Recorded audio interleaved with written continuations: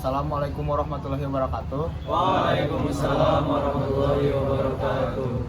Di sini kami dari kelompok 7 akan mendiskusikan tentang isu-isu pendidikan yang khususnya bertemakan tentang full day school. Baik untuk seluruh rekan-rekan yang ingin menyampaikan aspirasinya silakan.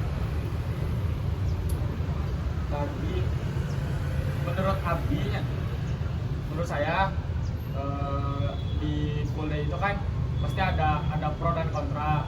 Nah, kalau saya pribadi sih itu berujungnya ke kontra, karena tidak semua anak itu bisa melaksanakan sekolah full day itu secara mulus lah istilahnya gitu. Nah, itu cuma produk kalau misalkan dikurangkan pro, dikurangkan kontra.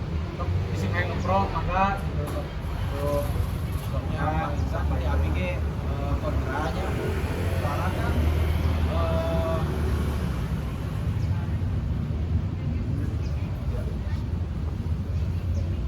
soalnya kan otak manusia teh mampu menampung belajar secara selama 3 jam. Kan itu full day school dari jam 7 sampai jam 4 ya? Iya. Berapa lama coba? Malah bikin ngeluh para siswa.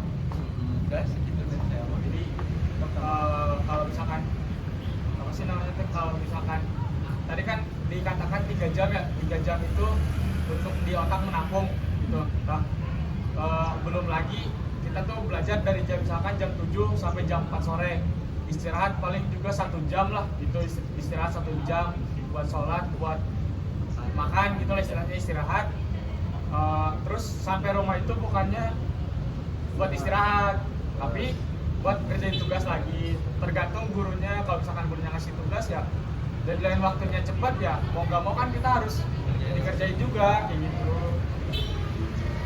Sama kalau saya sendiri juga sebenarnya lebih ke kontra, dikarenakan kalau full day school itu terlalu banyak menghabiskan waktu di sekolah ya, sehingga untuk bersosialisasi di rumah, apalagi di masyarakat kan kalau pulang sore pasti capek banget. Terus kalau udah di rumah juga pasti dipakai istirahat, jarang juga mengobrol dengan orang tua.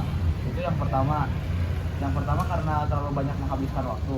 Terus yang kedua, menurut saya full day school ini sangatlah bertentangan dengan sistem pendidikan yang dikeluarkan oleh UNESCO, di mana di sistem itu terdiri dari 4 pilar.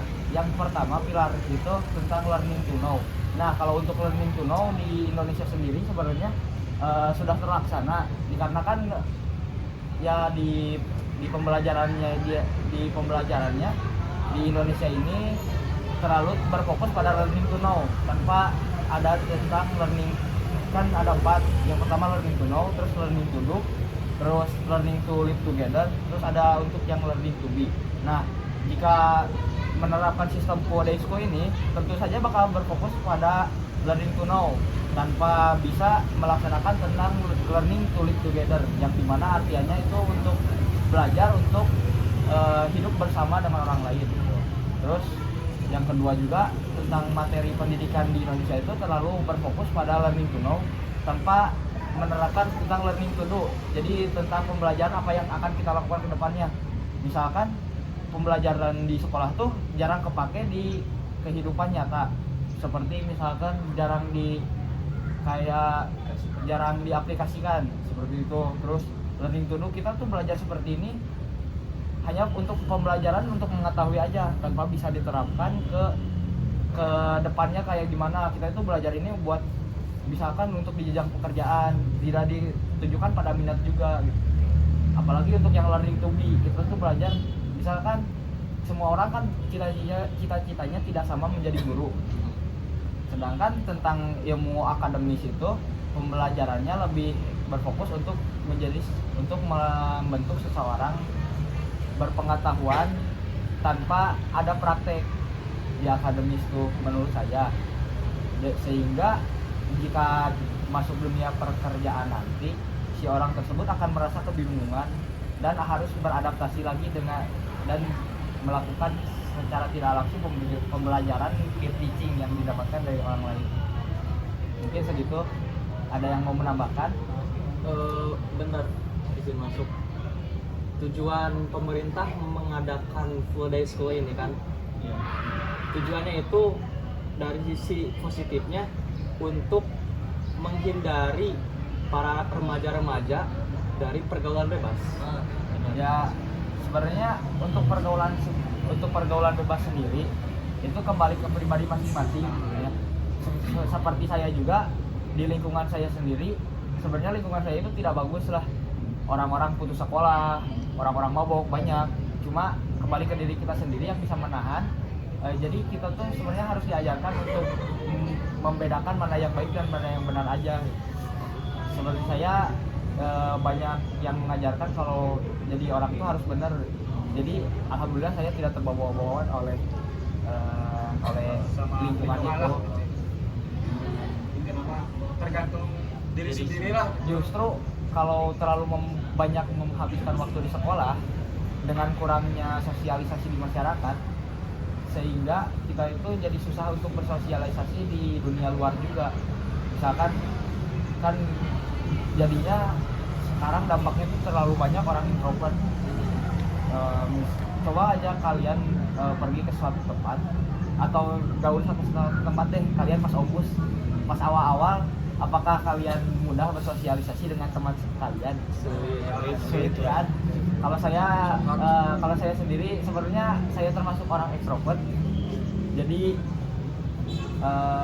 dia melihat orang seperti itu sangat disayangkan gitu. Jadi kalau apa-apa tuh selalu saya sendiri yang memulainya. Kalau tidak ada orang yang seperti saya, mungkin mereka tidak akan mengobrol satu sama lain gitu. Jadi orang itu tuh kegiatan langsung pulang, banyak kan seperti itu.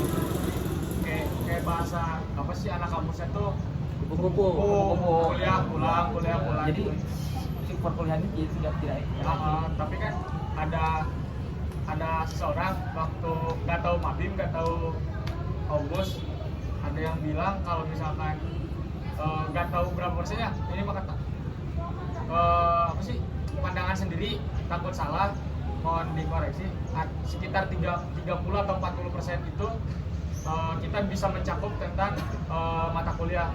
Nah sisanya itu kita bisa mengembangkannya di luar mata kuliah tersebut, kayak contohnya di UKM, terus atau enggak misalkan habis pulang kuliah nongkrong dengan hal positif, misalkan bari ngerjain tugas bareng-bareng. Nah itu kan bisa menambah wawasan sendiri gitu. Ya, jadi itu tuh termasuknya sebenarnya ke ranah pembelajaran peer teaching atau ranah pembelajaran yang bisa didapatkan dari teman sebaya. Emang kan sosialisasi itu sangat perlu sebenarnya kan. Sedangkan kalau full day school kita belajar terus-terusan, yang didengarkan hanya obrolan guru. Sedangkan di sekolah juga istirahat paling berapa? Setengah jam itu dipakai buat makan dan ngobrol bentar doang. Tidak sempat mengobrolkan hal-hal yang ingin kita pelajari lah. Terus pengembangan minat bakat kita juga jadinya kurang terlalu fokus untuk mencakup akademisnya Akademis, gitu. Minat akademisnya teh kurang. Jadi kan misalkan terhalang waktu belajar juga enak kan pulang jam 4 gitu kan, pulang jam 4 kita can air school gitu Ya. school kita pulang maghrib sampai rumah tugas kan kayak gitu. Bang akademis nanti kos itu langsung dimulai disampaikan Bisa ada isu tentang pendidikan lain, misalkan di lingkungan kalian, silakan keluarkan dari di lingkungan sekolah kalian apa yang kalian rasakan. diskusi Santai, campur bantu ini.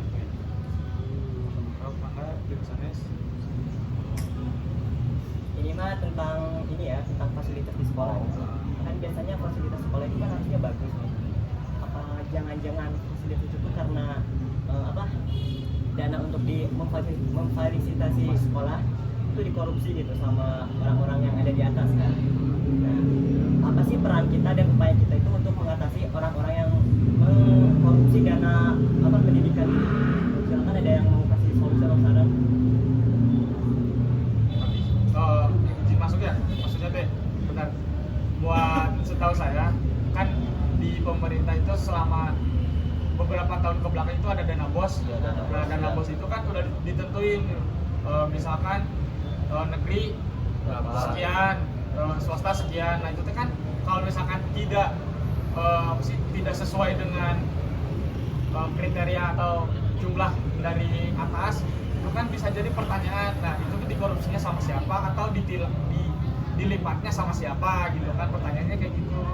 Nah, kebanyakan itu hampir 20% dari dana bos tersebut itu teh bisa jadi terambil, tapi tidak tahu oleh oknum siapa gitu, masih pertanyaan kayak gitu. Nah dari saya seperti itu. Solusinya. Nah solusinya ya mudah-mudahan lah yang kayak gitu jangan sampai terulang di masa depan, dan semoga bisa bersih lah gitu ya. Indonesia bebas dari pungli lah. Nah Untuk saran menyelesaikan masalah tersebut mungkin dari saya pribadi ya, sebenarnya mungkin tidak ada urusannya dengan mahasiswa juga, cuma ini saran saja. Ya untuk pendataan mohon lebih diperhatikan saja. Dari pendataan kurangnya dari pendataan sesuatu seperti itu bisa terjadi itu. Karena itu berdampak juga kan Ya, buat ya. kelangsungan. Pengawasan dari pendataan itu, jadi kalau pendataan itu tidak diawasi otomatis kan bisa dirubah ya sama oknum. benar-benar. Terus bisa ini kembali lagi ke topik yang Food Expo. Di sini yang tidak ambil mah kontrak, kan tadi atasnya kontrak soalnya pilih air pro kumaha udah itu so Untuk kekurangan Polda School, katanya Polda School itu seharusnya kan nggak ada tugas gitu kan, Iya. setahu saya gitu. Tapi ya masih ada gitu tugas, apa lagi tugasnya apa banyak gitu, terus nggak ada waktu gitu ya, jadi nggak ada waktu untuk mengembangkan, saya harusnya mengembangkan minat mungkin selain akademisi gitu. Ya paling itu aja sih kekurangan dari saya Polda School. Ya Food Expo, jadi di Food Expo ini terlalu banyak tugas di dalam sekolah maupun di luar sekolah. Ya, Jadi berbeda, meskipun ada tugas yang di sekolah sudah selesai, terkadang ada beberapa guru juga kan yang masih memberikan tugas untuk di luar sekolah, sehingga itu lumayan makan waktu. Dan meskipun hari Sabtu libur, kosong.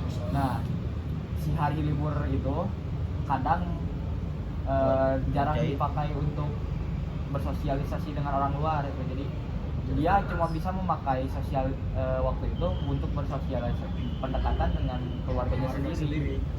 Bisa dengan membantu-bantu, misalkan kalau orang sibuk kan yang orang tuanya berjualan, pasti si anak itu kan membantu berjualan. Jadi si anak itu juga sangat susah lah untuk ngobrol dengan teman sebayanya. Cari Bisa. waktu untuk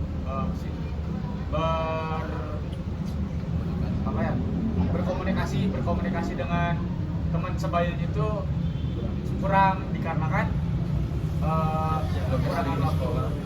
Nah, Itu masuk juga sisi negatif dari Full Day School itu bukan hanya terkait kepada siswa-siswanya, kepada para guru yang mengajar juga pasti ada sisi negatifnya. ya, ya. Kan apalagi kalau guru-guru yang sudah menikah dan mempunyai keluarga Ya. gitu. Nah, itu.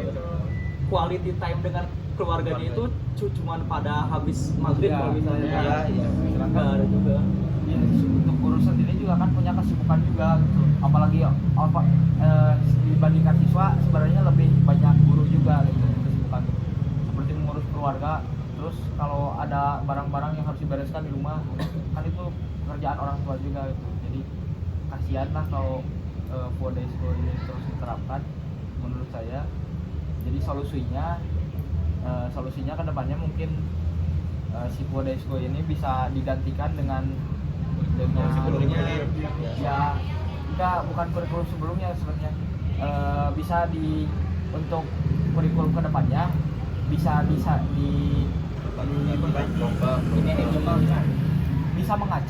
mengacu pada sistem pendidikan yang dikeluarkan oleh UNESCO. Yang 4 tadi itu yang learning to know, learning to do, learning to live together dan learning to be. Nah, sehingga pada pembelajaran itu tidak berfokus pada akademis saja. Jadi di dalam sekolah itu bisa menyediakan tentang minat bakat kita supaya si para peserta didik itu bisa berfokus pada bakat dia, sehingga suatu saat di masa depan dia tinggal merealisasikan bakat dia tersebut. Jadi selama dia menjalani masa pendidikan, selama pendidikan gitu, dia bisa berfokus pada jadi dia bisa mengetahui tentang segala hal juga, terus sekaligus dia juga bisa mengejar cita-citanya. Jadi selama tahun pembelajaran itu dia berfokus juga mempelajari tentang apa yang dia inginkan. Jadi misalkan di sekolah tuh mengajarkan tentang banyak anak yang ingin menjadi chef misalnya. Nah, di sekolah itu mengajarkan tentang ada jam di mana si anak itu bisa belajar tentang memasak, ilmu memasak. Terus bisa ada anak yang ingin menjadi fotografer. Nah, si anak itu bisa belajar dari usia dini juga, dari usia SD bisa mempelajari tentang kamera, sehingga di umur remajanya si anak itu mungkin sudah bisa menjadi seorang fotografer dan menghasilkan penghasilan sendiri gitu. Karena sudah punya basic ya. Meskipun di Indonesia juga ada pembelajaran tentang fotografi dan memasak, cuma menurut saya pembelajaran itu kan beradanya di tingkat SMK sama perkuliahan. Nah, kalau di situ kayak waktunya itu terlalu telat. Jadi si anak terlalu tua, sudah menjadi tua, dan pembahasan di otak juga sudah penuh dengan materi-materi akademis, jadi akan lebih lama, memakan lebih waktu lebih lama.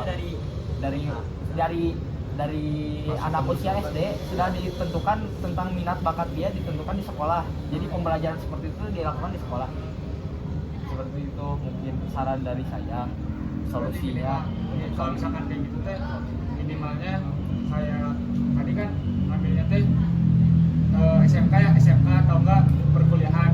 Jadi solusi buat kedepannya itu kalau misalkan emang mau mengembangkan bakat tersebut dari sejak SMP, dari SD itu sudah diajarkan gitu, sedikit demi sedikit gitu kan. Tidak semua pembelajaran itu tentang akademis saja. Misalkan akademis cuma ada beberapa jam. Terus sisanya itu dipakai buat mengasah diri, mengasah masing-masing lah, menggali hard skill dia sendiri. Kan dengan belajar hard skill sendiri, itu otomatis dia belajar tentang cara dia memanage diri dia untuk mempersiapkan diri di masa depan juga. Terus di pembelajaran hard skill ini jangan terlalu berfokus pada guru, jadi membiarkan si anak juga untuk berkembang dengan teman-temannya gitu, bersosialisasi dengan teman-temannya. Jadi si guru ini cuma jadi pembimbing saja, jadi tidak seperti guru yang sekarang yang harus Enak makan sama orang tua. Ya, Masak seperti itu. Kan makan ya. Sehingga gampang untuk solusinya. Mungkin ada tambahan lagi solusi? Untuk budaya sisi negatif bagi guru kan budaya itu bagi guru kan belum ada urusan sekolah gitu. Itu juga sebelum ada urusan lain gitu selain di sekolah seperti seminar, jadi agak kesian gitu. Apa kan ibu sama bapak saya kan jadi agak capek gitu. Karena udah ada ada kebutuhan di sekolah sama ada hal lain gitu. Jadi sekarang lanjut aja ke solusinya. Silakan ada yang ada tambahan. Untuk pembahasan isu dicukupkan saja. Nah, untuk solusi silakan lanjutkan yang dari tadi saya sampaikan. Izin masuk Kak, kalau misal buat solusi ya, gimana kalau negara kita menerapkan kurikulum seperti negara Finlandia? Ya bisa, kan negara Finlandia juga itu acuannya dari UNESCO juga. Yang dari 4 pilar pendidikan UNESCO, sehingga bisa dilihat dari perkembangan di Finlandia, pembelajaran tidak berlangsung dari Senin sampai Jumat. Pembelajaran cuma berlangsung selama 3 hari, dan pembelajaran di tiap minggu tuh kalau tidak salah cuma 3 atau 4 enggak, per minggunya cuma 12 jam kalau nggak salah. Kalau nggak salah. Tapi menerapkannya gimana tuh kalau Iya. misalnya pengen kayak gitu? Kita tuh Tidak kan mau bisa langsung. Iya. Kayak semena-mena kan? Iya. Jadi kita harus merubah sistemnya dulu dari awal tuh. Kita merubah sistem awal, terus diawali dengan kurikulum. Terus seperti tadi yang saya sampaikan, di sekolah itu kita harus menerapkan ya dari awal tuh tentang minat bakat tuh harus diasah. Memasukkan tentang minat bakat di awal tuh dari sekolah tuh harus tentang minat bakat sedang ini gitu. Itu harus emang benar-benar biasa tentang pendidikan seperti itu. Ya jadi pendidikan akademik dan non akademik itu harus setara, seimbang. Tapi bisa nggak sih pendidikan akademik sama non akademik itu dimasukin ke full day? Ya bisa sebenarnya. Jadi di full day itu jangan terlalu berfokus pada pendidikan Iya. akademisnya saja. Jadi harus ada waktu di mana dia bisa melatih diri dia sendiri, terus di mana ada waktu untuk bersosialisasi juga, seperti itu. Mungkin bisa ada tambahan, kalau tidak ada mungkin bisa langsung ditutup. Sama sih udah mungkin apa ya, masih anak itu bisa memilih mata pelajaran yang diinginkan, bukan Iya. untuk semua harus Iya, bisa gitu. jangan- Kayak jangan matematika samakan. SMP gitu, matematika harus bisa, biologi harus bisa, untuk ya minimal ada Bakat. bakat gitu kan. Kalau zaman saya kan SMP itu harus bisa lah gitu, harus minimal ada 80 gitu di rapot itu kan, capek gitu lah, belum Dilakukan. tegas gitu. Kalau misalkan kita bisa memilih jurusan yang apa seperti ini, yang kuliah gitu lah, kan enak gitu.